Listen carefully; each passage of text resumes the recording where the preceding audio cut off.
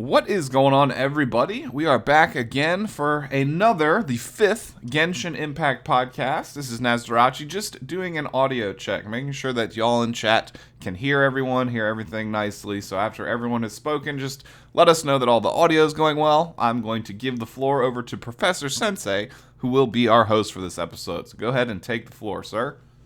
Well, Gail's already introduced himself. Everybody, not Gail, sorry, Nasrush already introduced himself. Gail's about to introduce himself, and we got Kensei here tonight. Yep. So, Gail, if you want to say something. Yo, what's going on, everybody? How's everybody doing tonight? Getting ready for 1.1 next week. Of course, we have a lot of things to talk about: the live stream, some interviews that are floating around, and just generally our thoughts on the game now that it's been like literally a month since the launch. So, looking forward to discussing this and reading what you guys have to say in chat as well. And Kensei. Yeah, and what is good, guys? I'm finally on a podcast so I'm really excited for the 1.1 version. I haven't been really keeping up because of the World Tournament Doggone Battle, but now that's over with, I can finally focus on is now the Genshin Impact stuff for the 1.1 version. So I'm really excited for that. Yeah, we're gonna get into it, but all I can say right now is child, man. Child, yeah, for sure. Yep. So we got a variety of topics. It's pretty much all going to pertain to the 1.1 live stream and what we know is coming, and an interview that Mihoyo has had. So without further ado, let's go ahead and hop into what they've discussed in the 1.1. Gail, if you want to take us away, any surprises or shocks that you saw in that live stream? Not really. It was pretty standard. I think, we've been covering these leaks and, stuff that's been floating around for like pretty much since the launch. I think ever since day 2 or day 3 of the game, we've been having like leaks coming out saying, oh, this is coming, that's coming. Some things weren't completely, definitely shown from the looks of things, such as the cooking delivery event and stuff like that. But in general, we noticed it. We saw the first official footage of like all the 4 new characters in use, of course. Starting from Child, Zhongli, and then the 4 stars, Diona and Jingyan. Um, Overall, very very straightforward. They showed off a story PV, the new items that are dropping. Overall, a very very good live stream. I think there were some technical hiccups. I think I was watching it throughout, and there were some technical hiccups from their side. But I mean, there were like 3 million people watching the live stream on Friday, and it was ridiculously good. Yeah, I personally, I mean, I mentioned Child. They played the extended intro to his boss fight. And they showed off a few of the characters in length, and that was real exciting for me. Kensei, did you have any takeaways from it? I haven't seen the live stream yet, but I will take a look right after this podcast and see what's up. I'm really excited for the child fight. Like I saw a little bit of gameplay in it. Like I saw like I think like phase 2, where child summons a whale, and I don't know why that reminds me of Nolar. Like I don't know why, but that's really cool. Like I'm excited to see, and I hopefully that I think it's like should be unlocked. I don't know if it's gonna be unlocked right after the story for part 2, but I'm really excited for that. Did you catch it? Yeah, I was excited for all the 1.1 like story stuff. Like I when I saw like the Hydra, like the giant like water looking dragon, other big enemies. That's the stuff that gets me the most excited because like the super epic boss fights and potential, for co-op boss battles and raid events and stuff like that it gets me the most excited. I actually want like more content and more stuff to do in the game. So just adding new characters is great, but it kind of triggers some of my PTSD from Legends where, if all they add is new characters and nothing to do, we can see how that ends up if we just, look at that. So my excitement mostly comes from all the new events, new bosses, new regions, and all the stuff coming associated with that. Because my team is fairly squared off. Of course, we can keep memeing how I don't have Wolf's Gravestone and stuff like that, but I'm fairly confident on my characters. Like maybe I could use Zhongli as a strong Earth character because I really only have Noelle and the Geo Traveler, but I'm not as excited by characters as I am actual content and stuff to do in the game. And they showed off some pretty intriguing stuff there as well, so I was pretty excited for that. No, definitely. I think the biggest thing also that we saw was I think the story trailer, as you mentioned, was exciting to say the least. And personally, for me, I think especially, knowing I think all of us here are above AR 30, right? So the biggest thing for me is like I'm so excited to get the story in the game, because it's just gonna help people who are struggling and getting exhausted from grinding AR from 30 to 40. The addition of story will make it a lot easier, because that's an immediate access of new AR experience. And as you mentioned, new regions will also or new slight may I know 1.1, from what we can tell from the small amounts of the map we can see from the live stream and just in general, was that there's not that much of an area unlocked in this update. It's just a small section of the bottom of Leeway that's unlocked. But when they do start unlocking more regions, you're going to access more treasure chests and challenge missions and stuff like that, the time trial missions. um, it's just going to allow people to get a lot more AR and make that process of leveling up to 40, where you start with that. And obviously 40 is when you start grinding artifacts and stuff, so it's just going to make the process a lot easier as well. So I'm looking forward to that part as well. Yeah, I personally hope they make I got like a lot of friends that are trying to pick up the game, and it just feels like they won't be joining me in my personal world for a while. So I would like to see the EXP curve a little bit quicker, if you would. Yeah, no, that's the biggest part, I think. And I think obviously it being 30 to 40, only having like what 4 quests now, and especially once they've added Mona's quest, which by the way was amazing for me. I finally got a chance to read it after the last podcast. It was really, really nice. So adding more story is just going to make the process a lot smoother. In other parts of the live stream, we obviously saw the first official footage for Child and Zhongli. I will admit, Child looks a lot of fun. He looks like kind of like a mini Keiching in terms of his movement speed. I don't know if it's being played in the background right now for the live stream. I can't see the stream preview right now, but I'll pull it up in 1 second. Yep, sounds good. Okay, there we go. But effectively, if you guys once you guys will see it, his movement speed, especially once you switch him into melee mode, it becomes a lot faster. And I think he's going to be one of those units you'll want to use in terms of setting up. He doesn't seem like he'll be the unit that'll output the damage, but he'll be like sort of like a mixture of Mona and Keiching, in that you'll move around quickly, like wet all the units, maybe pull off his ult, maybe, and then switch into say a Keiching or a Diluc or somebody who'll elemental react and just pour out the damage that you want to use. So in that sense, Child looks sick for me personally. But again, that's if you want to go for that sort of a unit. What do you guys think? I am more so intrigued by Zhongli, who we haven't got to yet or shown off yet, but I already have Fischl and Venti pretty well developed, which leaves me not super in need of an archer character. I know he can switch stances and go into melee mode, but I actually and I'm thinking with Spiral Abyss in mind. I'm on floor 9 right now, and my first team can completely wipe floor 5 with no issues in under a minute and a half. But when it comes to my second team for my second setup, I am lacking both survivability and DPS.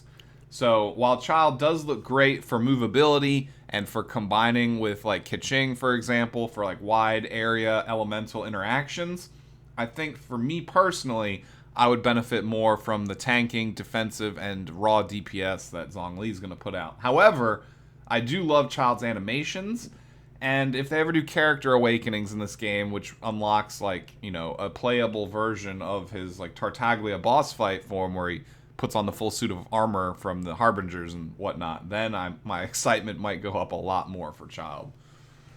I mean, you've mentioned his name as well. Now we can actually call him by his official name, which is Tartaglia, which is a lot easier than trying to figure out whether we should call him Child or Child A or whatever we were saying in the last couple of podcasts.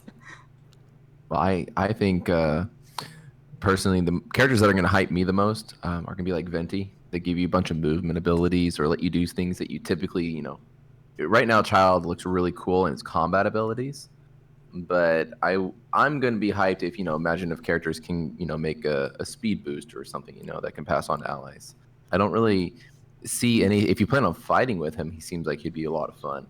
But I'm not looking for a new character to DPS with, so I'm not too excited for him, but his boss fight looks incredible, and I can't wait to experience that.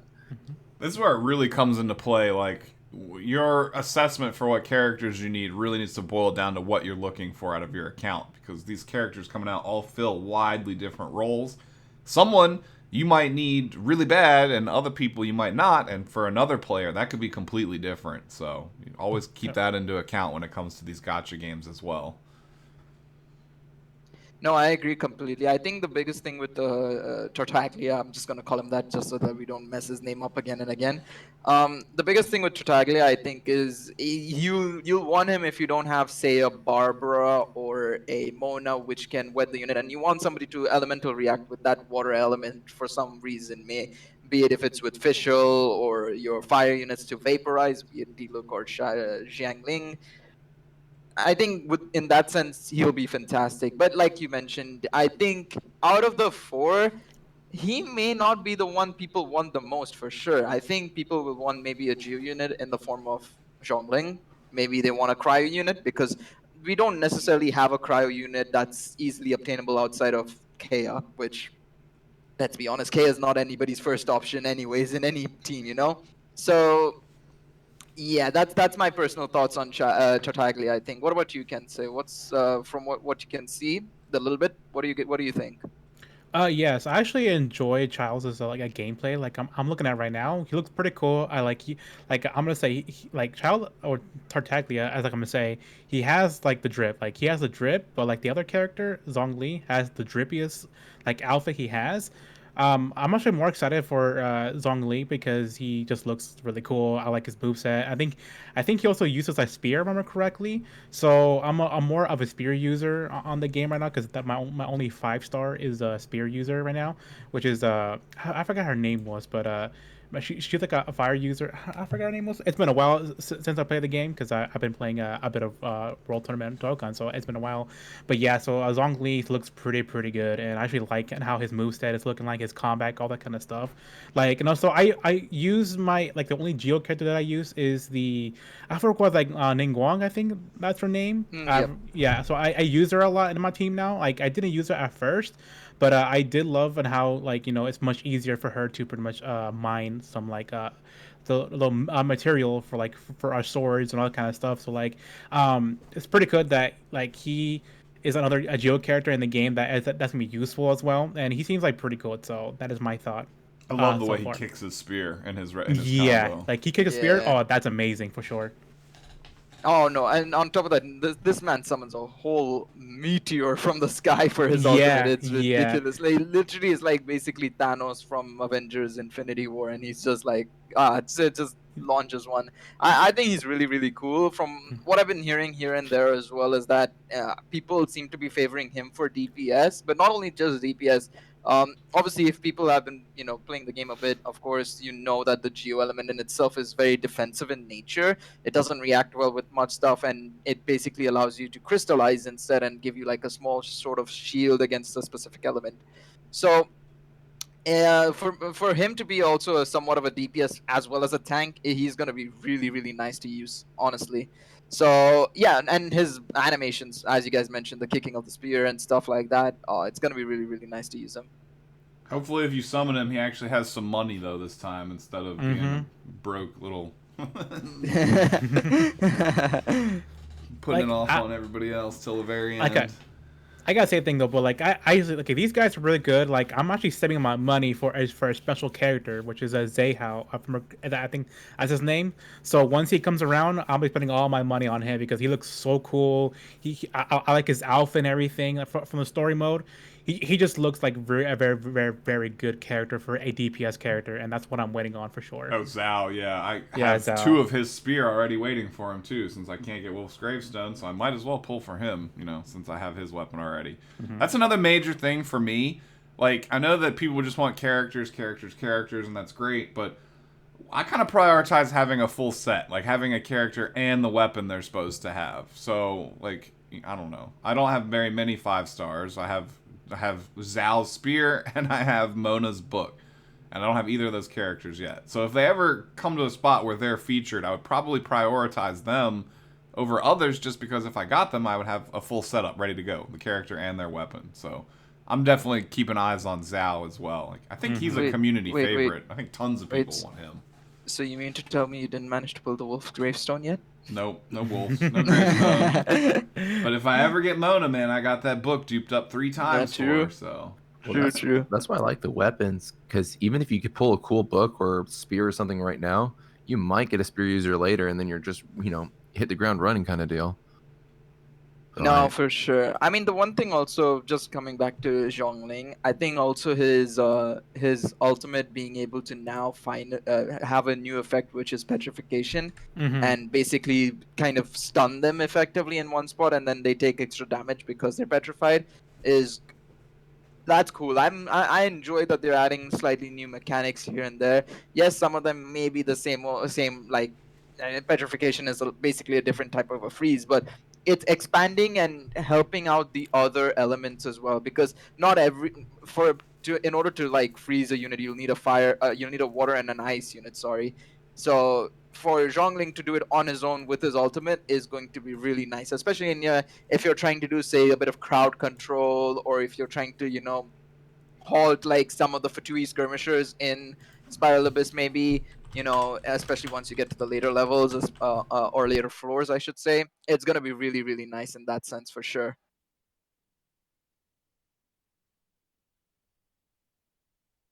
Okay. Well, I guess I want to bring up a character that nobody's talking about right now, but I'm pretty hyped for, I guess, Diona. Is that how you say her name? The Cry Archer, yes, indeed, that's the please. one. That's the one I'm most hyped for. Yeah, no, she's looking really nice. Of course, she's a cryo archer unit, so it's nice. As I mentioned at the start, the only other 4-star cryo unit that most people will have right now is pretty much going to be Kea. So for a lot of people, this is a unit that you want. The biggest thing with her is that she's going to be somewhat of a continuous healer. Her Q, or her burst, elemental burst, is effectively kind of like Barbara's E, in that it basically allows you to continuously regenerate HP, but also it basically is like an AoE more so. It's kind of like a mini Jean, actually, more than a Barbara. It's like a mini Jean. It'll do damage within a certain field, and then also continuously heal your characters in the party. The whole party gets healed up. So no, sorry, the characters within the field. So if you're in a co-op event and you have people within that area, you're going to heal them, and if you're on solo, it's going to heal you up. So in that sense, it's really, really awesome. And one thing that I've also noticed about, and this is for a majority of these 3 or 4 units, I think 3 out of these 4 units all generate a sort of a shield.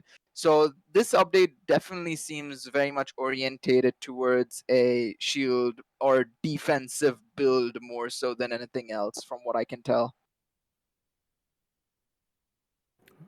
What do you think, Nas, on Diona? And this is going to be sad for some, but happy for me, already have Chi-Chi, so I don't really need her, or again, any other archers. That was kind of what my issue with Child was, that I personally need more raw DPS, and I have my 2 healers already, so I won't be prioritizing her. I also have Chong Yun, who I got off of summon the other day. He's still level 1. So my ice coverage is actually pretty good. I overall would probably be a little bit more excited for the other 5-star character that we haven't talked about yet, who's the Greatsword user. The 4-star, the 4-star fire. Yeah. We'll show her off, I believe, in a second. But yeah, I think she would be a little bit more exciting for me personally, just because I have a very strong interaction for fire elemental stuff already. Again, I absolutely love double teaming with fire.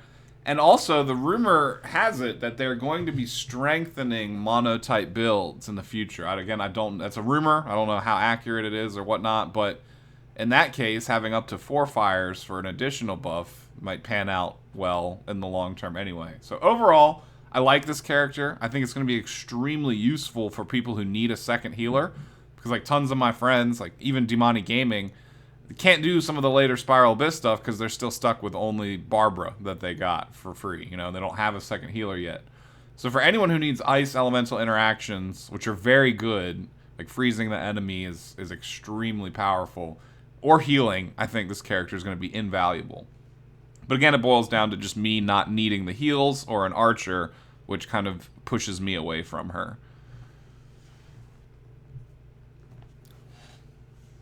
What about somebody else? What's your thoughts, Professor? Yeah, I think Kensei? I'm hyped for her. I guess we need to touch on Kensei, and then we can go over to the Fire Greatsword user. For me, is that she looks like I like her character design and everything.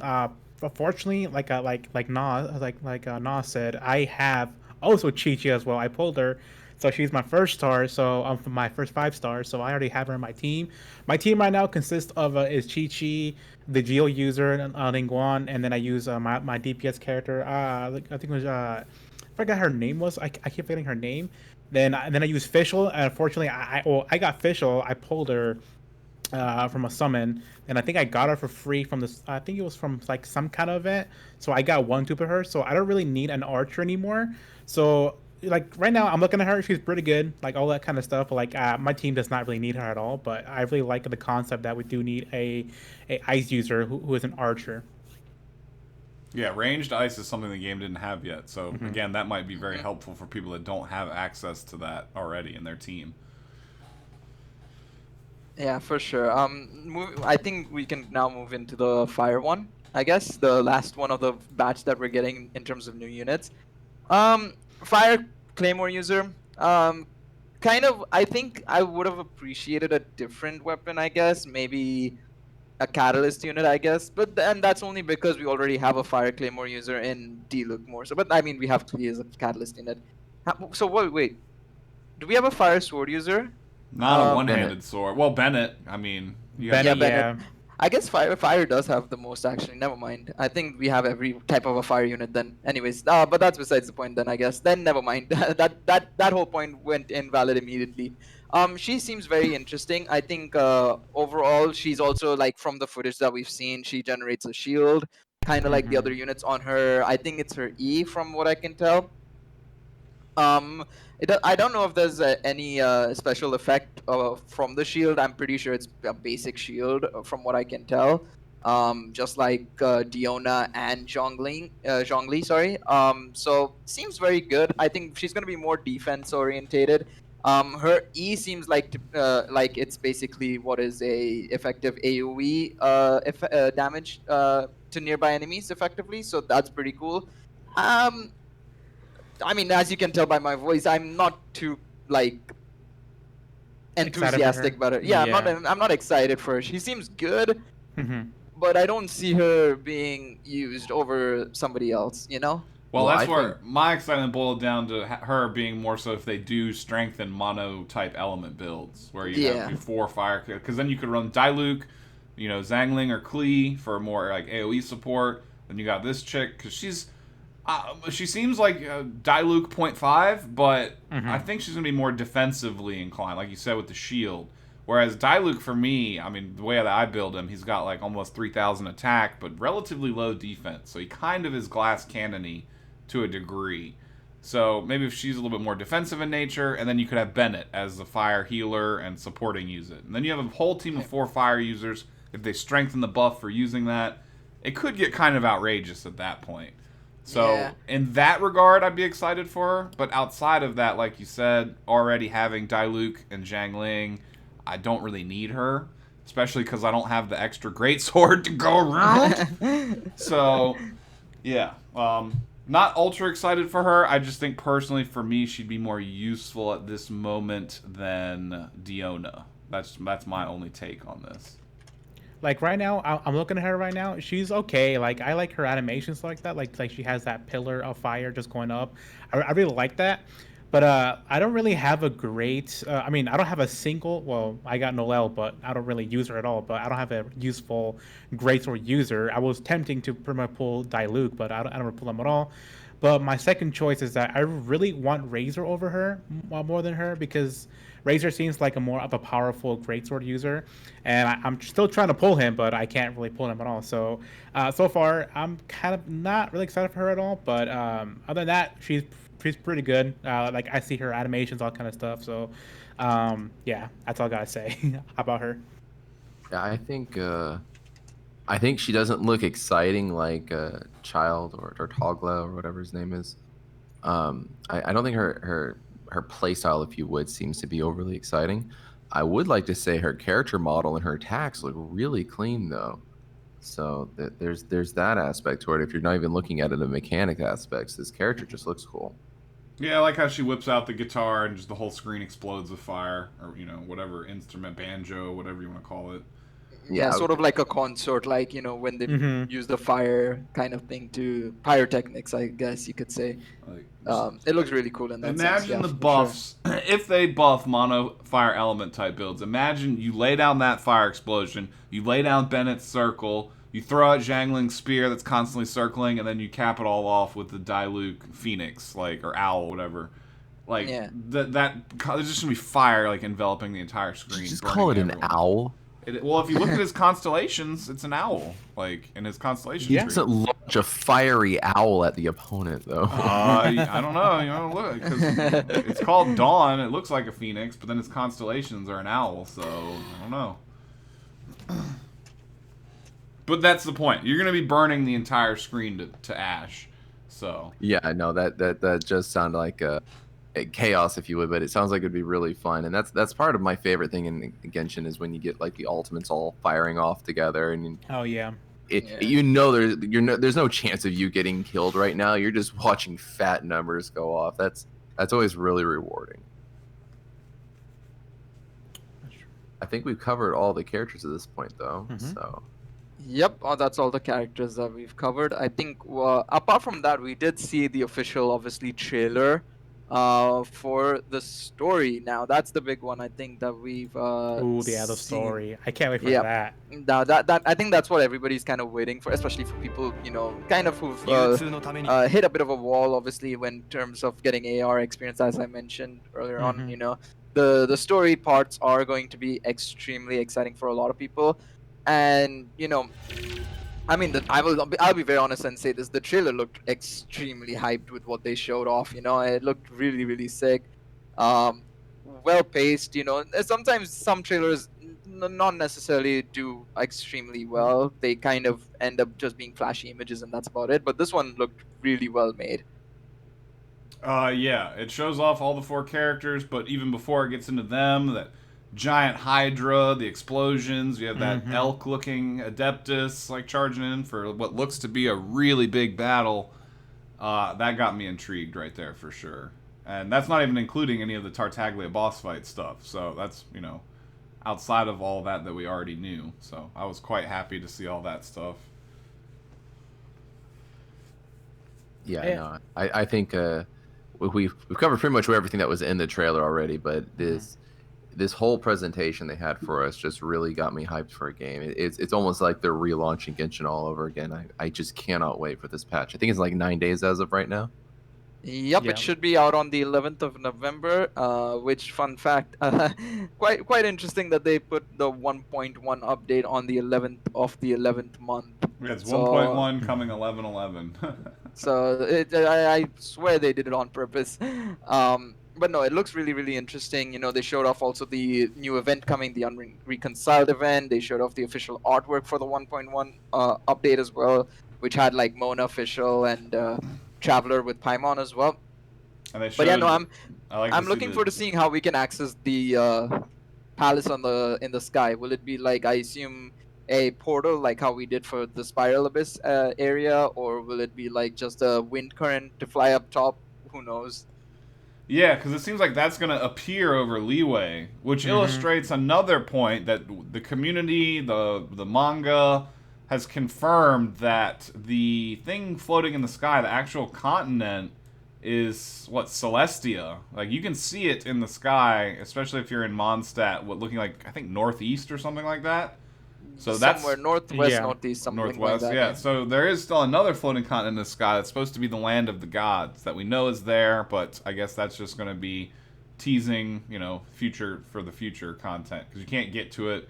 And even if you were to be able to get to it, I think it's just a flat 2D graphical asset that's just placeholding in the sky right now. So, but yeah, this illustrates that there's going to be a lot more intriguing stuff coming to this game, and they like their floating land masses as well, which is cool. So, Yeah, a lot of floating islands. It's hilarious. now another question that I saw in chat that I also have is, do you think that because the Zhongli banner is going to be he's going to be the limited featured unit. The child banner, he's going to be the limited featured unit. Are they going to do like a Dokkan, like a dual Dokkan style of banner where they're out at the same time, or is it going to be like one available for 2 weeks and then another? Or how's that going to work? Do you think? I think it'll just be like how we had Venti and Klee. It'll just be back to back. You'll have some space. I think they'll each take up like 3 weeks per banner. I think, because it doesn't seem like they're gonna release Zhao. It looks like, I mean, he is part of the story. We can tell from the trailer he is in the story. That just might be teasing his introduction, kind of like. Yeah, I think he'll be part of the Dragon Spine update. He'll have something to do with the Dragon Spine area. I feel more so than being part of this update. I feel it'll be kind of like Zhong Li, where you do some quests with him, you interact with him in the story, but he's not available as a playable character yet. But now he is, and then this update will introduce Zhao in a similar way, and then the next following update, he'll probably show up as a summonable character. We've already seen him, but it was only like for like one quest, and we had to give him like almond tofu effectively, and that's about it pretty much. And then we just ditched him effectively for the rest of the story. Yeah. Oh yeah, because he's an Adeptus and he doesn't have good social skills. That was at the Wang Shu Inn, that quest line. Yeah. Yep. So we know he exists. We've seen him once before. We'll see him again. I think the biggest thing is I wonder like the placement of Zhao is the real question and the only question, because we know there's only 2 characters from the closed beta test that haven't translated over into any of the 1.0, 1.1 tests, or even any of the. They weren't even in the closed beta test 3 even as well. These guys, and that is Zhao and Ayaka. Zhao, we don't know where he's coming. He's the real question. Ayaka, we know whenever they do decide to release Inazuma, which is I think 1.3, 1.4, effectively I think 1.4 most likely. That's when we'll get Ayaka. Zhao is the real question of whether he'll be 1.2 or 1.3 realistically now. Yeah, I don't think with the banner structure they have, especially with Pity's carrying over, that you'll see 2 of them live at the same time. I think they'll just kind of maybe have limited runs of the banner for only like a week or 2, or they'll just kind of feed into each other. I don't think they'll be at the same time. Yeah, it'll probably be staggered. I mean, I don't know though. Like, they could fit as many banners as they feel like fitting into that wish page, so it's not like I mean, it's a moneymaker. Yeah, it's true enough. We would say like the report is in that they've already made over $200 million now, so they've probably at this point doubled their development costs and the return on that. So, because remember we saw that report at $100 million that they'd already recouped their entire development costs and then some. So, well, I mean, we're well past 2 to 3 times now. Yeah, like look at where we're getting right now. This is the 1.1 patch, and we're getting this hyped and this much content. Imagine when we're doing the preview for the anniversary patch. Oh, I can wait for that. All from Nalar. Yeah, someone in the chat saying they're at like 250 to 285 million they've made already. So yeah, it's just a nuts number considering all things said and done. You know, yeah, it's great. I mean, it wasn't a surprise with especially how they started and the amount of people playing the game, especially like bigger YouTubers and Twitch streamers. It was kind of bound to be that high of a number. And I mean, I mentioned this I think in the second podcast when we discussed when they said they had reached 100 million in 2 weeks. I even said that this has got a very high chance of beating FGO's numbers, which was 250 million I think last year in 2019. In 1 month, and yeah, they've gone ahead and smashed it. Well, let's just hope they don't take the money and run. They throw it back in the game, because I would love. It'd be nice if we got some like top grossing rewards or something like that too at some point. Yeah, I don't know. Not a lot of gachas. That's one thing I've noticed. It's only Dokkan and Legends rarely does it. Those are the only 2 games that tend to give out top grossing rewards. I've never seen any other gacha do it. FGO never has done it. Monster Strike, I don't think, did it. I don't know if Puzzle and Dragons have done it. But yeah, it's just rare, I feel, for any gacha game outside of Dokkan and Legends to do it. Someone in chat was actually asking about the co-op event, so we could I don't know where that is on the outline, but we could probably segue Oh, into it's some of that. it was exactly the next one, so good timing. Then that's the Unreconciled Star specifically, correct? Yes, that is the new co-op event coming. It's a 2-week co-op event instead of a 1-week co-op event, unlike the Crucible event. The format is somewhat the same in terms of what you're supposed to do. There's technically 3 parts to it. Obviously, on the screen right now is the second part they're showing off. But there's 3 parts of the event. It costs 40 resin, which we'll come on to in a second in terms of is it a bad thing or a good thing, or well, we know it's probably a bad thing. Yeah, But for sure. effectively, from what we can gather, there will be an event shop. There will be a lot of missions and objectives. The missions and objectives will give you a lot of stuff, including a free official dupe, which is a huge thumbs up. Free characters and a free dupe is always a good thing for any gacha game, in my opinion, especially one of that level of quality in terms of official being so good in the game. But there is also the event shop, like I mentioned. So what you're doing in the event is basically you're farming currency, and this is where farming this event is a much better idea than, say, the Crucible event, which only gave you like EXP books, because this event shop gives you stuff like Ascension materials, Mora, EXP books, and so on and so forth. So it does give you a lot of materials to work with. I'm not sure on the cost and the how much you get from completing the event and how it translates to the costs of a event shop quest and the costs of that and so on and so forth. But the fact that it's already a lot better in terms of it's worth to farm and use your resin on is already a big plus from the Crucible event. The problem starts when you say you have to use resin, because we know the resin system isn't still necessarily fully fixed yet. Yeah, even at 160, which is what they're saying they're adding, it's still like a drop in the bucket overall compared to what you need to advance your quote unquote end game level account currently. Well, something I was even thinking about to fix these events. If you go to a ley line and you spawn it, you don't actually have to use your resin on the ley line, but you can still slaughter all the monsters and gain all the drops. So maybe if they do these resin events where you spawn a bunch of monsters and it's wave after wave, they still drop what they need to drop, So it could be a way of resource farming with your friends in a consolidated area. And then if you want to spend resin to get the event rewards on top of it, then you can. Well, yeah, but the thing is, especially for this event, now that they've added a proper event shop, more than anything, is the biggest problem here, in my opinion. Because like the Crucible event, we know I don't think I used a dime of resin on that event at all. I didn't even touch my resin for that event. But I only completed the missions. Now the problem is I want to clear the event shop because there's stuff in there that I want. I want the Mora, I want the Ascension materials to just make my life a lot easier. I don't have to farm some bosses because I can just buy them from the event shop. But I'm spending so much resin to get that sort of stuff. So I don't know. I want to see how it's balanced. I hope if they do it well, it doesn't cost too much resin to clear out the shop. But yeah, that's my only big concern. In terms of the event itself, it's very similar in terms of like what you have to do in at least in one of the acts. It's very similar.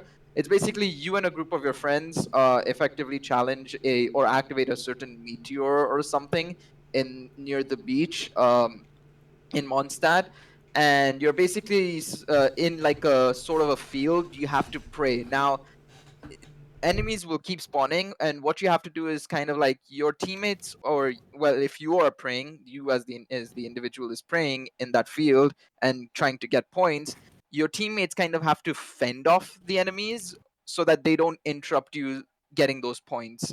So in that sense, hopefully it's a bit better than the Crucible event, because I know a lot of people had issues with the Crucible event where some players couldn't pick up the cubes. Some players could see people just running in one spot and glitching out or lagging out from other groups. So hopefully in that sense, it's a lot better, because I know a lot of people had problems with that. Yeah, I feel like the Crucible was just more of like a test event to just gather some data for them. Like, that wasn't ultimately their ideal format for like a co-op event, but it was just like a thing to get stuff underway and to see how the servers could handle it and see how all the connections were and everything. Hopefully with this one, it'll actually be a more full fleshed out event. And then like you said, hopefully there'll be some challenges that come with it because we're about time to get a new battle pass and stuff. I think there's, once the update cycles is when this current battle pass ends. So I'm assuming they'll have like a quote unquote season 2 battle pass ready to go with it. So there'll be some value, hopefully, to just doing it without using resin. But like Gail said, you want to clear the event shop. I think it's a better format overall, even if it's gonna require a little bit of extra effort to get it done or a little extra resin. Overall, I think it's a much better attempt at like a co-op event than the Crucible, and I want to see more stuff like this. Like honestly, when you get to the very very end of the game, there's really nothing to do at this point except for to play with your friends or to do the Spiral Abyss. So and pretty much deck out your team and build it appropriately, make sure you have the right artifacts and stuff. But yeah, it's just a very very like I do think like this event is a good step in the right direction. Like I mentioned, like the Crucible was a good first co-op event, like you mentioned Nas, but yeah, this one is also another good direction as well. I just think the resin system is definitely what's holding the game back now at this point. I think they're doing the right steps, they're doing the right like methods and stuff. It's just the resin as a whole is just like making it a bit of a brick wall effectively for a lot of people. Yeah, I really dislike the resonant system right now because like sure they give like 40 more for our cap, but like 160 doesn't make it like a huge thing. But like I said, I just wish that they actually lower the regen the times like for I think it's what like 8 minutes now. So if they lower it to maybe like 3 minutes, that'll be nice. Other than that, then I really dislike and how the recent system is put out. So with this event, it's looking like it's gonna be okay, but like I just need that they need to improve that a little more. Then I'll be fine with the event for the game. My bad. now something that I heard that we haven't mentioned at all yet during this podcast is I do believe that when the 1.1 event cycles in, they're doing what, like a week or 10 days worth of half cost resin? Okay, I'm not sure if that's official yet, to be honest. I mean it's a leak going around. They didn't show it in the live stream. This is just in rumor territory still. I think it's a heavy rumor territory / probably fake territory right now. It's not looking too hot. Would be nice. I think a week of Sounds too half good to be resin. true. I think half resin for. I mean, it's not. I wouldn't say it's too good to be true. I think for an update week, having half resin is like a perfect thing to do. I think a lot of people would have appreciated it, and a lot of games do tend to do like sort of that when oh, it's a special update. Half stamina on certain events. Like Danmachi does it, and we've seen FGO do it as well. Where if it's like the download celebration or something, does half stamina on the story quests and stuff Both like Legends and Dokkan have done it also. Dokkan and Legends have both done it as well, where they have the stamina for certain events at certain times. So it's not impossible. It's just the fact that we don't know if it's true or if it's real. I think it's most likely going to be unlikely. I think it's best to keep expectations low for that. Now that we've seen nothing from it in the live stream, especially, I think that was their best opportunity to be like, oh, you know what? We know we've heard your concerns and everything. Here's half resin for like a week, and then we'll keep figuring out like how we can improve it as well. So the fact that we didn't get it in the live stream is kind of telling that we may not get it. But if it's true, then hey, I would be the first one to say good job. It's exactly what we needed. Yeah, so hopefully it's more than just a rumor, but yeah, that something like that would be great. And if they did that once a month, even that would be perfect. Like we'll be definitely first week of each month, make it that sense, or at least on or like you said, every first week of the update, perfectly fine. I think that would be more than fine for a lot of people. But I think like the half resonant could happen, just not right now. But I think if they're gonna do the half resonant stuff, I think they're gonna keep that for like whenever they do like whenever Genshin has its first anniversary. Maybe that's a possibility that could happen during that celebration. So that could happen, but I don't think they're gonna do it this early in the game. But I can definitely see it coming like probably in their first anniversary.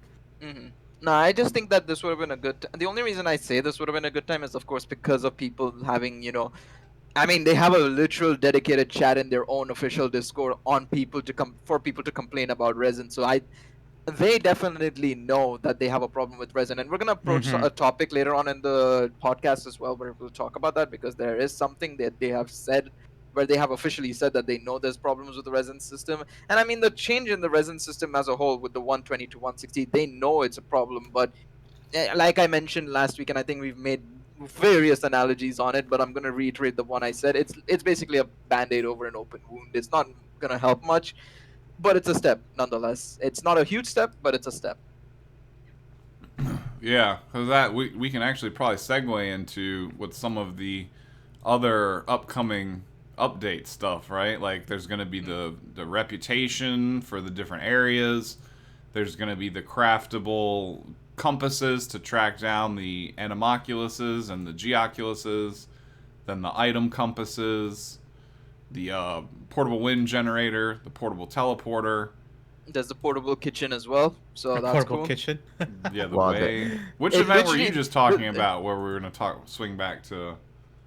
'Cause I don't know if I have What, any. sorry? I said, which event were you just talking about where we said we're going to swing back to resin issues? Because I was gonna talk about no, I was gonna talk about the MiHoYo interview, interview? but that, Yeah. that was gonna be later on. But let's quickly run over the items as well before we jump into that interview. I think this is gonna be a quick rundown. So reputation-based system, from what we can gather, is basically sort of like it has various tiers to or levels. And what you do is there's two new NPCs, one in Mondstadt, one in Leeway. You talk to them. It's two separate reputations, one for Mondstadt, one for Leeway.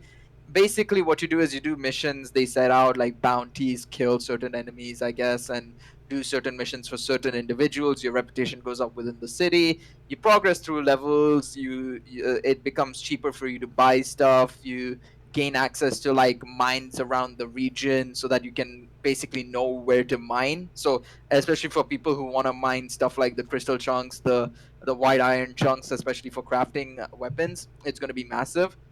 And then in the end, you also unlock, once you max out the reputation of a city, you will be able to unlock a special wing or a special glider, basically, for both regions. One, a blue color variant for Mondstadt, and one for Leeway. So that's cool for me. I think the reputation-based system is something that'll breathe in a fresh of new air as well into the game, something for people to do. It'll take a couple of weeks, I get a week or two at least minimum. I'd say not a couple of weeks, depending on how fast people do it. But yeah, no, it'll be dope. It'll be super super dope, and I appreciate that feature. But yeah, another thing that they had shown as well was the various items. So all of these are craftable items. I think they're all one-use items only. So we have the resonance item, which is what's being shown on the screen right now. There's one for animalculi and one for geoculi. It obviously costs a certain amount of craftable materials. I think that's the Cecilia, crystal chunks, and I don't know the first item, but that's what you basically require. It'll basically kind of show you where you need to go for the oculi.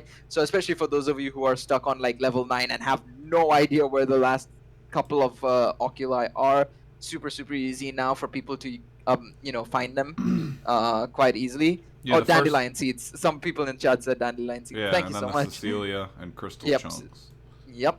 So pretty nice for them to do that. And then of course there's also the compasses, which will direct you to treasure chests. Which obviously, if you're treasure hunting, to get that AR, extract that last bit of AR that you need to level up or something, Okay. you can just use those two compasses, one for Leeway and one for Mondstadt as well.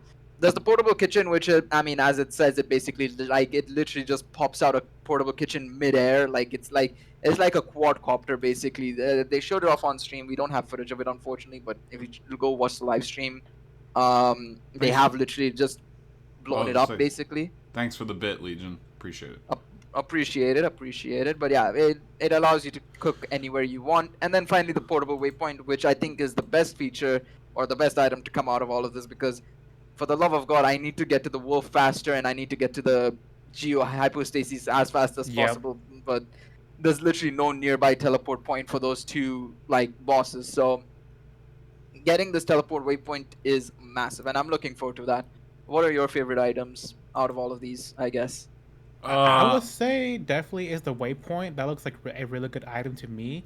And I also love the animal stuff to look for the animal nucleus stuff in the geonucleus stuff, because the thing that I have with Genshin as a problem is that you need stamina, and I think I'm like only at 2 bar right now, so I'm currently trying to look for every single thing of those right now, but I can't really find those. So I have to go to a website and I should look it up where it is. So having this item now, it's gonna be really fun to use, and then it's gonna be much more easier on me to find these stuff. And also, I don't mind the portable kitchen one. That seems like okay. I mean, there are some times where I'm fighting a boss and then I need some food, and like the cooking station is way far away. So then I can just stand in the middle or somewhere, and then I can just cook food, and that'll be like great right there. So other than that, those are my favorite items so far. But yeah.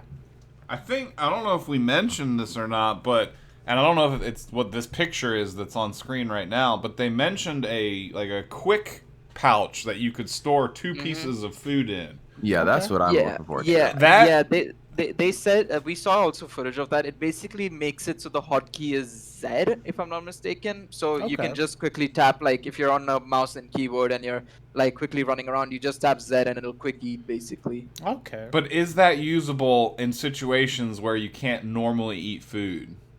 Like, It looks like you can just press the button and heal. We haven't seen it Really? in Spiral Abyss or anything, so I assume it's just disabled in Spiral Abyss, I guess.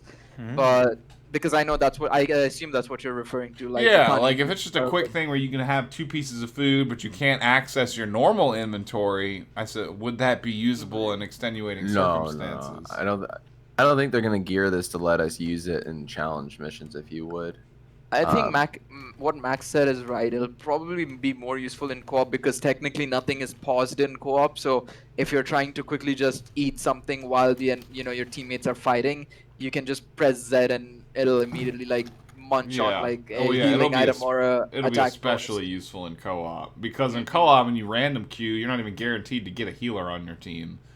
Yep. So like Exactly. the only 2 I can think of that I would need immediate access to, because the buffs last a while. I would want immediate healing, and I guess there's potions to give me a stamina jump if I just happen to need stamina in a pinch. But Yeah. those we are the can- only ones I can really think of needing immediate access to. Did we talk about the portable wind generator also? Did we mention Oh that? no, I don't think we talked about that one. But for Oh, me, yeah. I mean, yeah, if you don't have Venti, it's really good, I guess. Yeah, exactly. Yeah, because I don't have venti at all, so I'm like, that's really useful for me. Yeah, Is it no, only it- usable in Mondstadt though, or I don't think so. It's just you collect those little wind spirits wherever you find them, and then you can use it wherever. Oh, yeah, really? but I feel, Hmm. but I feel I've never seen them in Leeway. Yeah, you might have to collect them in Mondstadt and then bring them with you, Yeah, I guess so. I suppose so. which might just set up another potential use for the portable waypoint because you just set the Mhm. waypoint up right next to where you know those little wind spirits spawn. And you can just Yeah. teleport there, grab them, and then be on your way. Yep, I agree. No, it's a very cool feature, but I just think like that's if you have Venti, it's kind of the same thing to me. Yeah, exactly. So the only Like, thing that anything would that make goes this better like than this would make Venti it is if fun. it gives you a taller wind current. Like if it That gives, is true. if it Yeah. gives you the one that's like double the height as what Venti gives out, then it'll still be useful for everybody. Does Or that you venti don't give have to out like a drink your huge party. one? No, it's a very tiny one. It's yeah, not. Venti's It's not. tiny. too Venti's massive. current puts you up like 20 feet in the air, maybe. Okay. But some of the wind currents that you trigger with like the wind statues take you like 100 feet up into the air. Oh, yeah. Gotcha, yeah. So I guess it all depends. I don't know why you can't give subs. If you're on mobile, it's really think- really. yeah, I Yeah. think messy. mobile might be the issue. You might have to use PC Legion. Yeah. Because I don't even think mobile can see the tier 3 sub option. I think you Yeah, have it's to- really odd. Twitch mobile is kind of odd in that I sense. think it has to do with the fact that it's going through the App Store or something like that, right? Maybe, yeah. Maybe, yeah. I think that Twitch wants it to go through their platform, so you need to use like an actual web browser. Yeah. Yeah, that's probably why. I don't know if you're Um, using mobile, but that might be the case. So investigate that. Yep. But I guess we keep move carry on on, to- carry on. I guess we move on to the interview then, shall we? I suppose. Yeah. Yes. So I'm not well versed in this, but I believe you are, Gail. So you take the reins on this. one. Okay, yeah, all right. So basically, I think right after the live stream, effectively, we looked around. I decided to do a bit of digging deep and see if anything came out in the last couple of days, pretty much, for the from MiHoYo or something. You know, I thought there was something maybe on their forums or something. I came across an article from, I think it was Inverse, and if you look up Inverse, you'll find that article very, very easily. And basically, they did this sort of interview with them, just open, just talking about like what's to come, what's their plans with the game, of course, talking about how their launch has been and so on and so forth.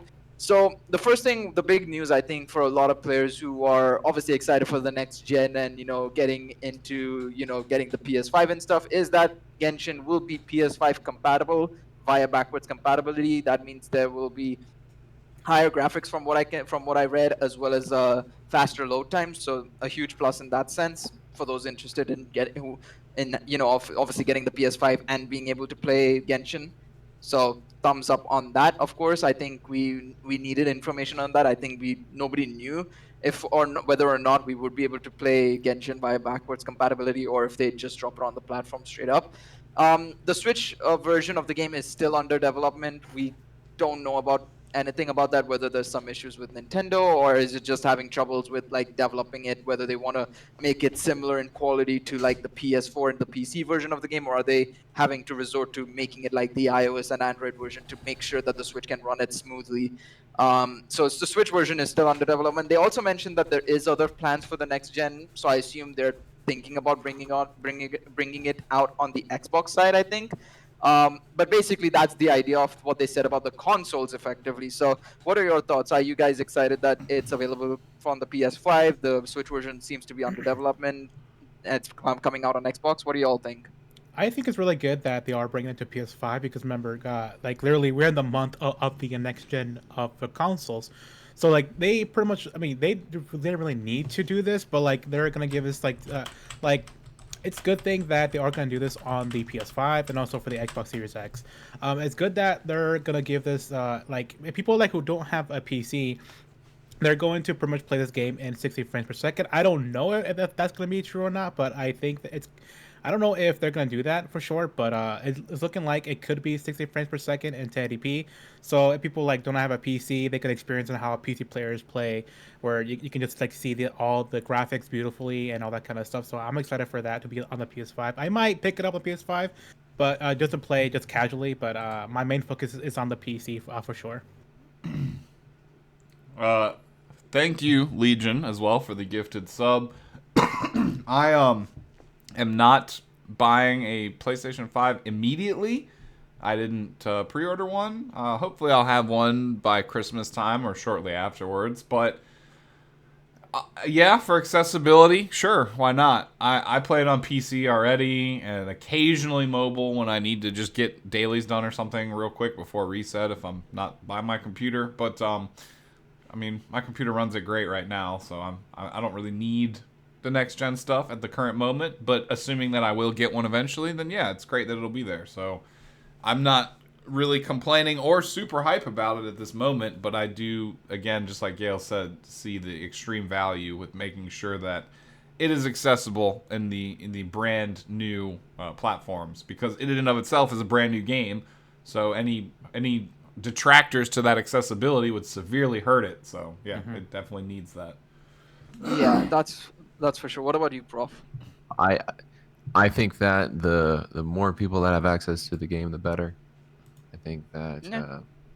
it certainly I don't know the back end. I don't feel like it could ever hurt anything to have it on more platforms like this, and the more people we get in our community, the more ideas we can bounce around, the more they make, the more content we get. I would assume that people are going to be not going to play on the PS4 as often because remember we're getting the PS5, so I think they're going to transition to the PS5. But of course, not everybody is going to buy the PS5 at launch. I will like I'm not gonna buy it at launch. I'm gonna wait for like at least a month or two before I get a PS5. So it's really great that they are moving into the PS5. Like I said, I think people are gonna be switching over to the PS5 like once it settles down and everything. So yeah. Yeah, so another thing they did mention in the Inverse article was they are aware of the resin system issues. They have said, we're looking into it. We're going to keep out bringing updates and information over time. And yeah, they know, I think they've heard quite a lot of people, like I mentioned at the start, having a dedicated channel on the in the Discord, getting people send out tweets about the resin system being kind of mid. A lot of content creators also saying the same thing, and I personally obviously also have said it in previous closed beta tests that the resin system was also kind of mm, terrible, and a lot of testers also have said the same thing. So I think they know that there is an issue with the resin system. It's just I think they're trying to figure out the balancing of it and how to kind of make sure that it's not going to make allow people to just farm infinitely, because I know some games kind of tend to do that, and it does lead to an imbalance in how the process is. A lot of people just end up finishing the game and then there's no end game content and stuff like that. So at least they know about it and they're trying to figure out something. What do you all think about this one? It's a toss-up because that system is probably where they get a lot of monetization from, like, the more whale and devoted player base. So they can't completely strip it out of the game because, I mean, A, they get some resources from that to help fund the game and the development, but B, because then people could just go crazy and it would make things really unbalanced. Like, I think the system existing in and of itself is not the crime. It's just how bad the value is right now. I like you said, based on all the channels of communication that they have open, it is a good sign that they're very aware of community opinions. And I do expect things to change significantly as the game continues onwards. But again, I think it's really just it's limiting people from being able to necessarily burn out too quickly with the pace that they're trying to establish for the game. So I don't know. It honestly, I like it to a degree because it lets me set up very specific times where I can play Genshin, prioritize my time, get done what I need to get done, and then I can move on to other games or other things I have to do with my day. So I mean, the resin system, I see where it is super annoying, and I agree that it's annoying, but I'm just, again, I'm being optimistic that it'll continue to grow and evolve as the game moves forward. See, I think if they use resin to gate how many times I'm allowed to reroll my gear, but not my actual progress, because my biggest gripe is I got all these characters I want to try out, but only a couple of mine are level 70 to 80, and I'm thinking, do I really want to spend all my resin on Bennett right now, or this other guy that I'm not sure I want to play? I know he's got some cool abilities, but I want to look at all these other characters first, and it just I end up defaulting to just trying to max out these other characters, and I only got like 3 characters done. I know that's a personal issue, but at the same time, I just want to explore my other characters, and that's where I feel like the resin system is really crippling me. I want to play their game, and they're not letting me experience it.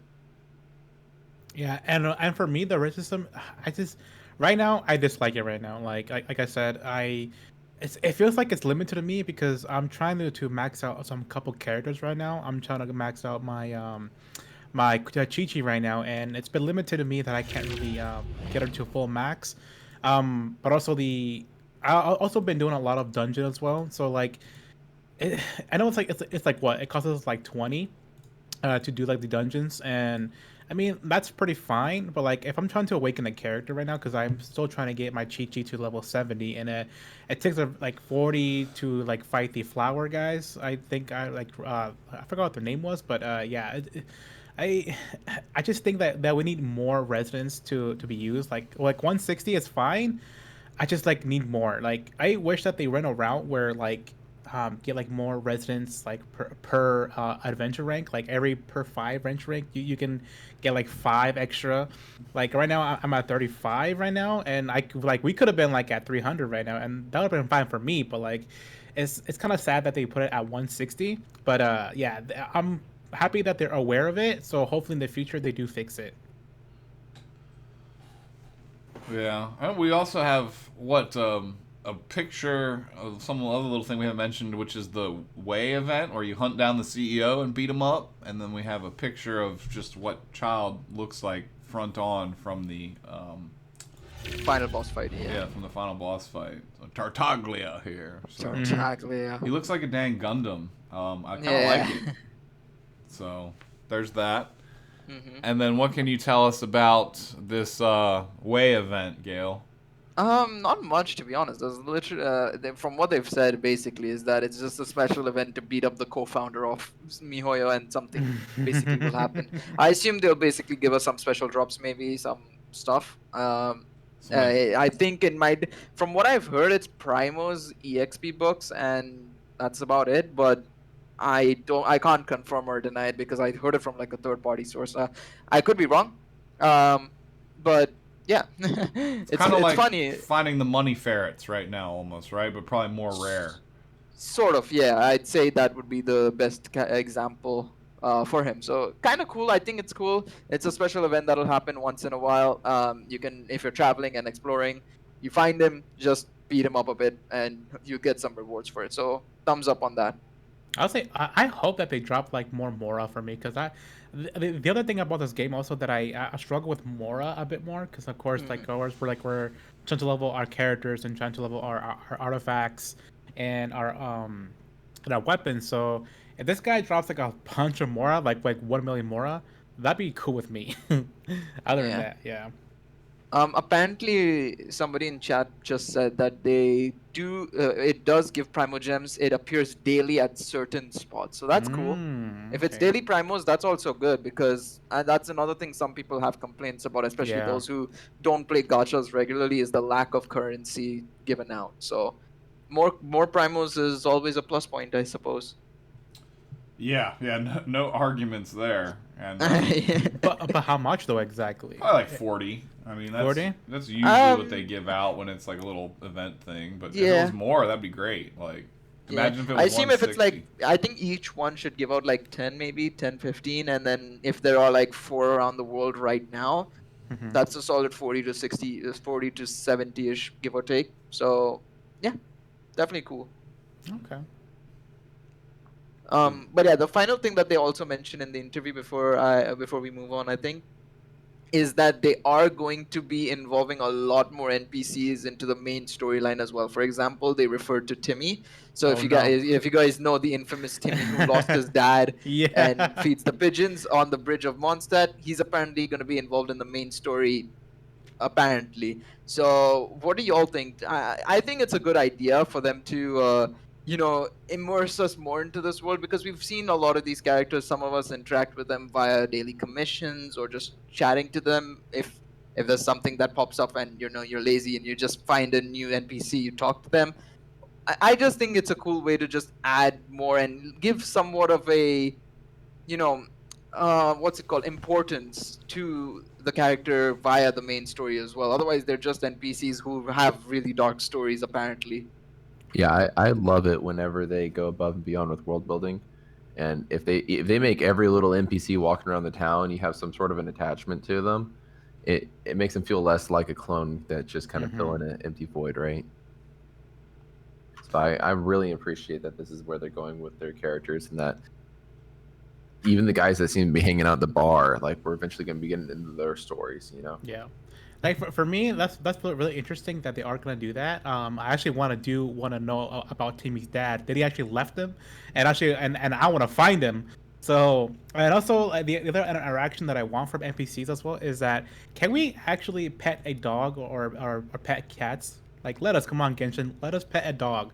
The thing is, I think in CBT they said they had plans to do that, but I don't know why it never got implemented in the final version for some reason. I think they maybe either they had issues with it or they just forgot about it entirely. The graphics can't handle it. They can't handle it no more. Yeah, and I'm all for more interactions and more story development. One of the things that I enjoyed the most was doing like the Mona and Venti side stories that were purchasable with the daily keys that you get from doing your commissions.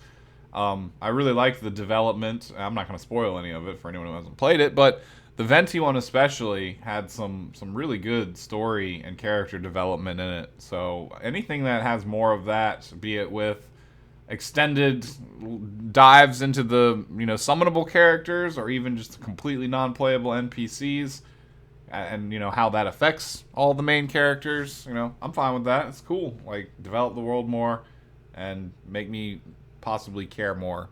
I'm all for it. Yeah, I agree 100%. I think there was okay, so this is more on the leak side of things and data mined. I think there has been side stories confirmed to be for Fischl, Bennett, and one more person. I don't remember who. I think it might have been Oh, official. Chongyan. Yes, I would yes. assume they're all gonna get him at some Yeah, point. they're all gonna get it Mhm. at some point, but the ones Mhm. I know that are coming are those three at least, or at least based on leaks. Again, I can't confirm or deny that whether they'll be accurate or not, but it's data mined, so I assume they will come down the line. Huh. And do we have any other main topics, or are we pushing forward into questions next? I I think think the last thing we need. we need to just cover one thing. I think before we go is I guess the shop reset and the banner leaks. I suppose so. I mean, the shops reset obviously on the 1st of November. Yep. Oh yeah, it came Um, with a new set of purple items that I don't the really like. yeah. Yeah, we talked about that before the podcast, so mentioning that probably is worthwhile. Yeah, I mean, effectively, they've added stuff into the new shop instead. Mhm. They've replaced out, I think last month was Razor and Amber. This month it's Bennett and Lisa, so that's cool. Um, what about the weapons? Of course, I think you've checked out the weapons more than I have, Nas. What do you I think about it? was excited for it at first because it looked just like the prototype Aminus, but for a different color scheme, which looked like it would match Bidou really nicely with it being black and red. And then I actually looked at it, and I was actually kind of sad when I looked at it because it's not really that great of a set. When you look at it, um, press the advantage after defeating an enemy. Attack is increased by 12% for 30 seconds, which can stack up to 3 times. That's actually really unfortunate because these weapons are great ways for free-to-play players to potentially use free-to-play gems to summon and then get, this pity currency, which can be used to acquire some good stuff. But looking at endgame content, this set is really, really bad for Spiral Abyss because in Spiral Abyss you get very, very powerful enemies. Oftentimes there'll only be like 3 or 4 of them, and that's the entire wave. So you don't spend a whole lot of time actually killing enemies and building up this stacks. So for Spiral Abyss, this set is literally going to be detrimental compared to something like the Animus or even other 4-star weapons that restore your cooldown times and stuff like that. With that being said, for co-op and anything like the Crucible or any of the wave defense modes like you had mentioned, anytime there's going to be lots of enemies to kill quickly, then this set is actually going to have a little bit of advantage to it. But again, that's kind of like co-op and just quickly doing your daily commissions and running ley lines and stuff. So very, very niche usage on this set, which is unfortunate for like low tier free to play players that, can kind of rely on picking up stuff like this without having to summon necessarily. So I was sad about that. However, Bennett is coming out in the community as kind of a sleeper character. Everyone really clowned on him at first and trashed him, but he's actually at very high levels considerably more useful than people initially gave him credit for via his fire support circle that he lays down. That's one of the best things about him. His other elemental ability where he explodes himself, not the most useful, but the circle that he puts down is extremely useful. So him coming back could be an asset. However, again, this is somewhat rumor territory, but we've seen cards like this for the 5-star characters, which would seem to allude that at some point in the game's lifespan, there may come a time when 5-star characters come to this shop. So I generally, from that point on, have started saving this currency and not just completely wasting it. So there is that to consider as well. The thing is, the problem with that is that the 5-star cards, from what I remember, they're the only reason why they exist in the system is basically because in the testing, when they send you these characters to test out and stuff, they just they show it as a card. So it may happen. There's no denying that it isn't possible, but the only reason the cards are in the system is because they send it to you via mail or you know something like that for testing purposes. Oh, yeah. So me so personally, I'm holding out for in case that does happen. You know, Yeah, I would it's a very assume big like if for sure. like the first year anniversary. You know, maybe they decide to throw Venti and Diluc in here or something. You know, Oh, like, that'll be nice for sure. so Yeah. if I would be upset if I didn't have the currency if that ever became a reality, Mm-hmm. or if another extremely good set of weapons came down here. Since of course I don't have a 5-star great sword, unfortunately. If something really really good was in here, like these weapons look really clean with this whole black red schematic, but unfortunately that's kind of where their usefulness stops. So if there was a set in here that was really good statistically speaking, I would maybe spend on that. But otherwise, this month, I would probably save, or maybe just pick up a few of these materials you may need to maybe just quickly edge out a character and level them up or something. But yeah, other than that, I'm kind of avoiding this section of the shop for this month. But yeah, no, apart from that, we did get leaks for the banner. Now, this is also a subject to change. I just saw them, I think, on Reddit a couple of hours ago. Um, again, we can't show them necessarily, but I'll just quickly refer to what banners or what units are on what banners. So for the child banner, we're probably gonna have Diona, Ningguang, and Baido on the child banner or Tartaglia's banner, which is awesome. I think that's a huge, huge set. Very, very good units all around, as well as Tartaglia himself is, of course, a nice support unit to have. And then on the other side, with Zhong Li's banner, sorry, is the new Xingyan or Shini, or however they called her on the Japanese Twitter, the fire greatsword user, Razor and Chongyan. So it's a very greatsword heavy banner on Zhong Li with the spear user in himself. So very interesting sets, I must admit. Personally, I'd say the Tartaglia banner is slightly better in my opinion. But what about you guys? What do you guys think?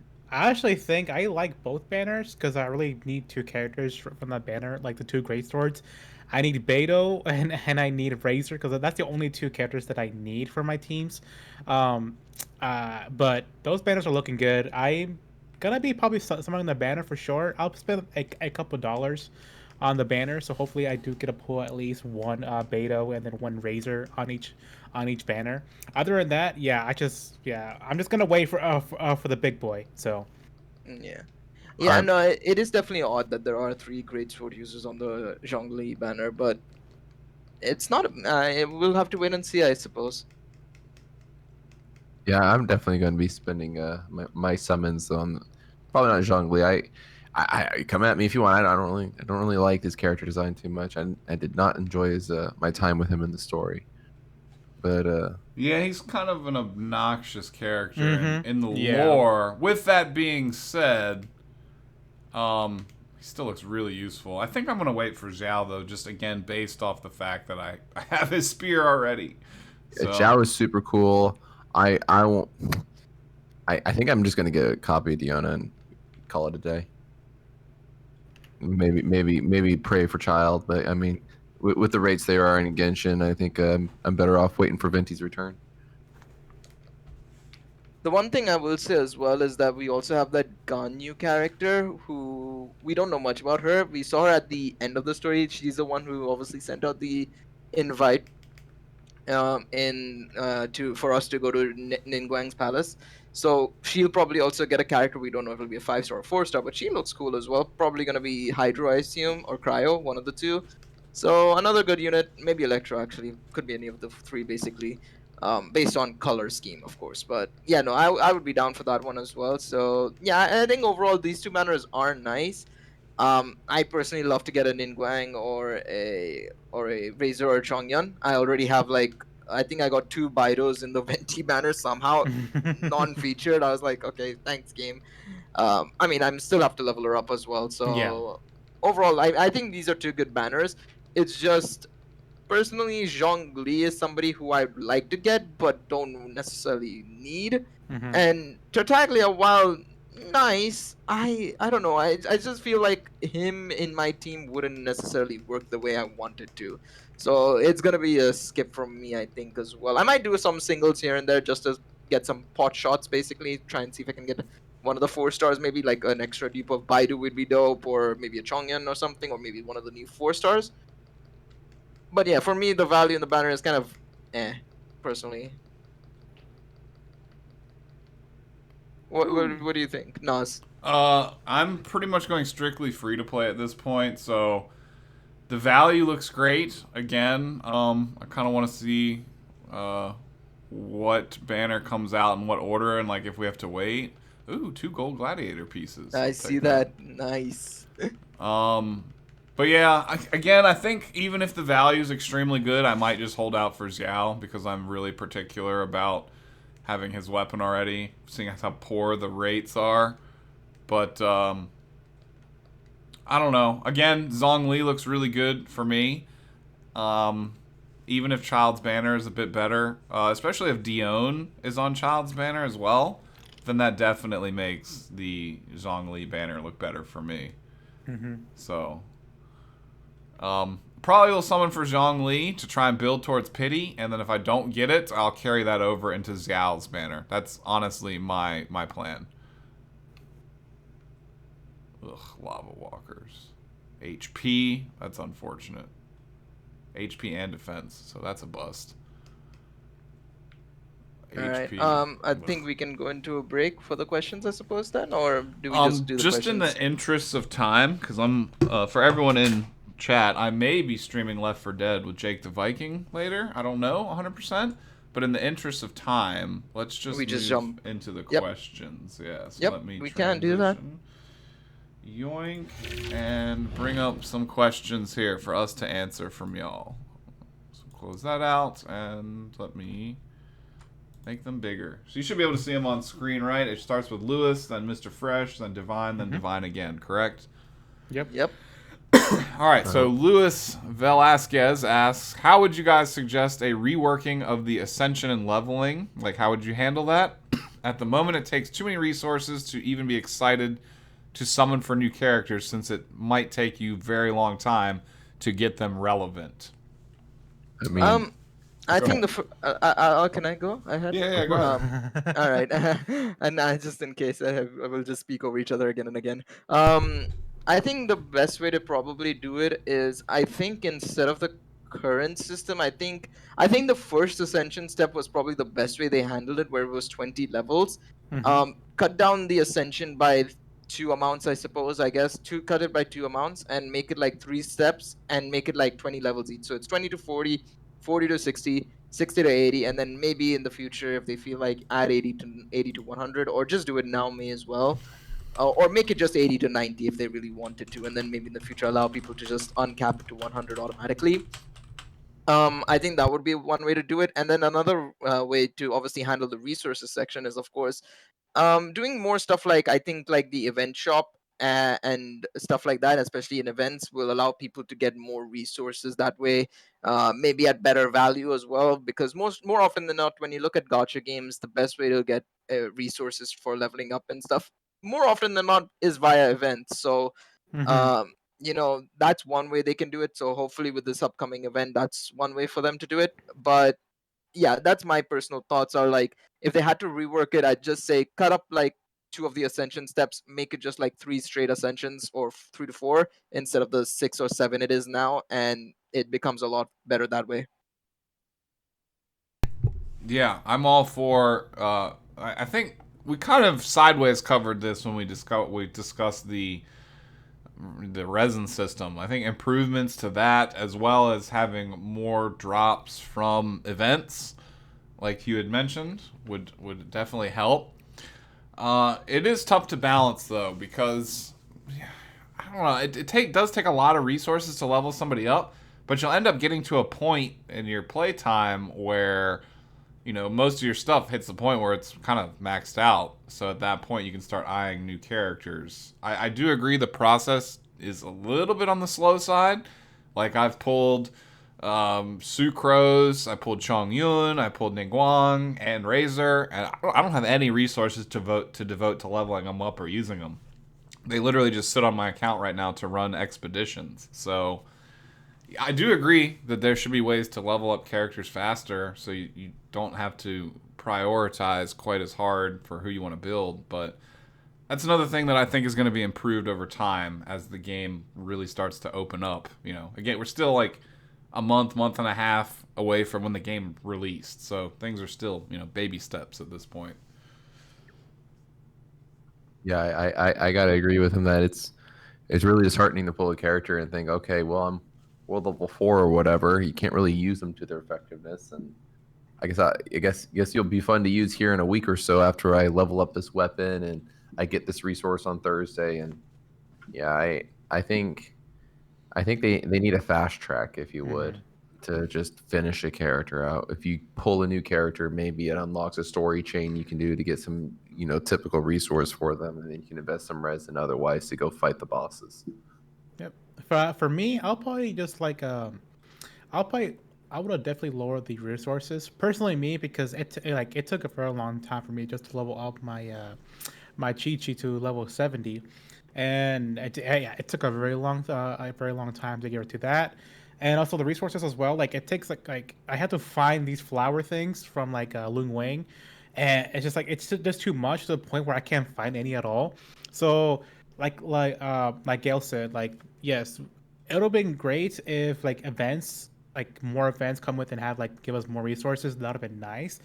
Um, Other than that, yeah, I just want I want the resources to be less. That's all I want, and that's how we'll change it. So hopefully, in the near future, they do actually give us an event where we can get these more ascension items. Yep, I agree. What about the second question? Do you guys think we will ever get a duo unit? And I'm assuming the spiritual nature of that would be something like Child, where it's two characters in one, but they switch fighting stances or something like that. Yeah, I don't I think we'll can ever. see it. Oh, go ahead. Sorry, go ahead. Go I ahead. was Go just saying, ahead. I don't think we'll ever see like two characters at once in the same slot Yeah. active at the same Yeah. time. Well, Yeah, that's what I was thinking. I think it'll just go from like, oh, it's kind of like how we have it right now with like four characters in terms of like you can use and then switch in immediately with hotkeys, basically similar to that, I guess, but it'll just be attached to this one singular health bar effectively for the specific character. It's not impossible. It's just it'll be extremely, I wouldn't say extremely difficult to implement. It'll be interesting and a bit more annoying to implement more than anything else, and I think it'll take some time for them. And especially, I don't think out of all the leaks and stuff we've seen, none of them has seemed to be like a duo unit, so doesn't seem like it's on their radar for the near future, but it's not impossible, I think. So one of the things I've actually kind of hoping to see in the future, it would be kind of how they would do a duo unit, in my opinion, is like, we see stuff like Fischl and Xingling where they can summon like pretty much an object on the field that just causes damage. She summons her bird, and then you can summon Boba. But if we haven't really seen anybody that legitimately summons like a skeleton monster that runs around with you and attacks things that are Like a around you until it gets necromancer. killed.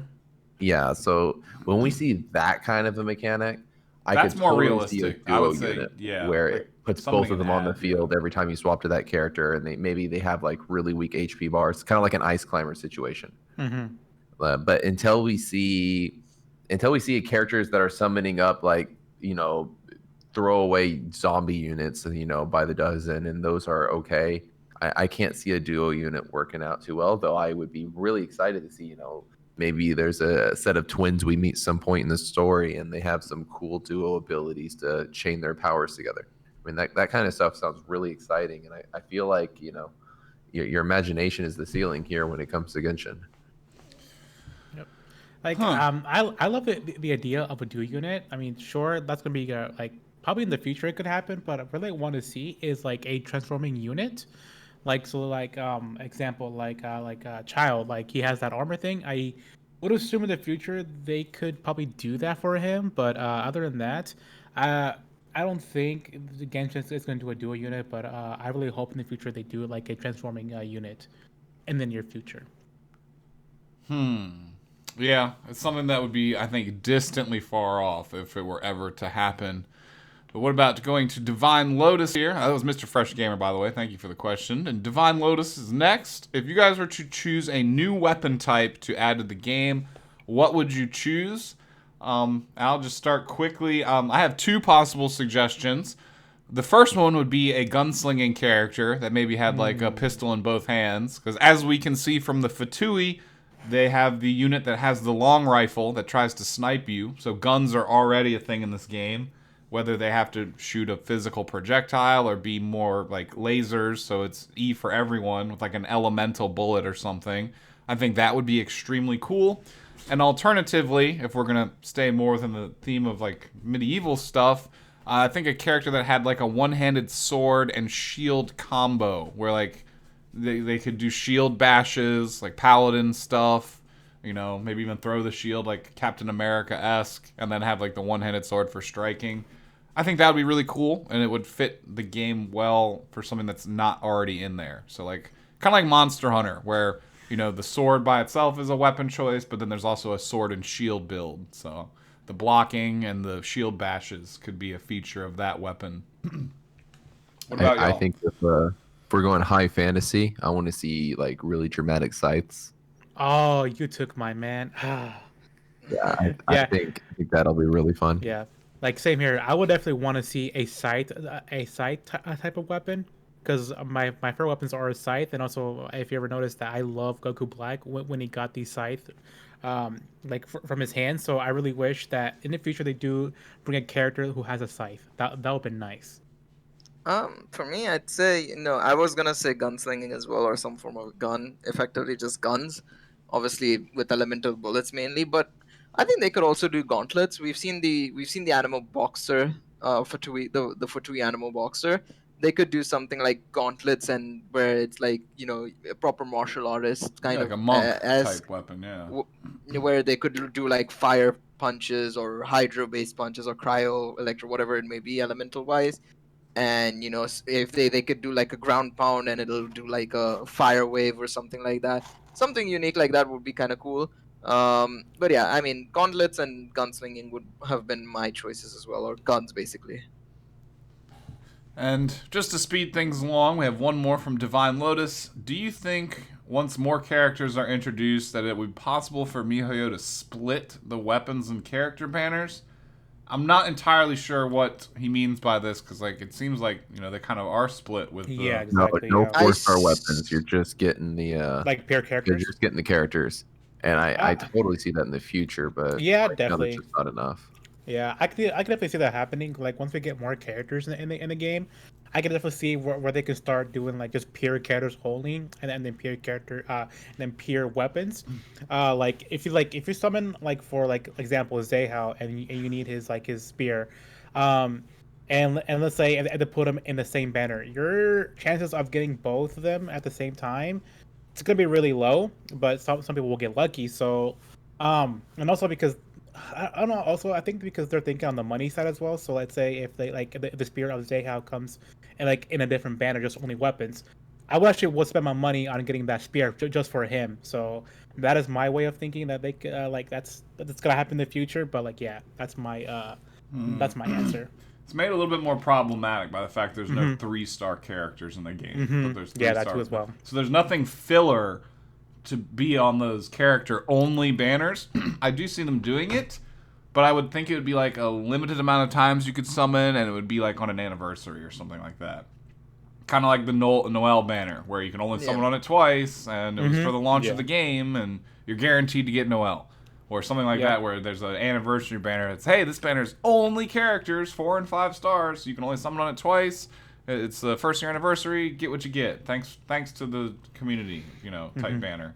Yeah. I could definitely see that, but I don't know if it'll ever be a regularly occurring thing, just because there are no 3-star characters to form like the basis of filler material for the banner.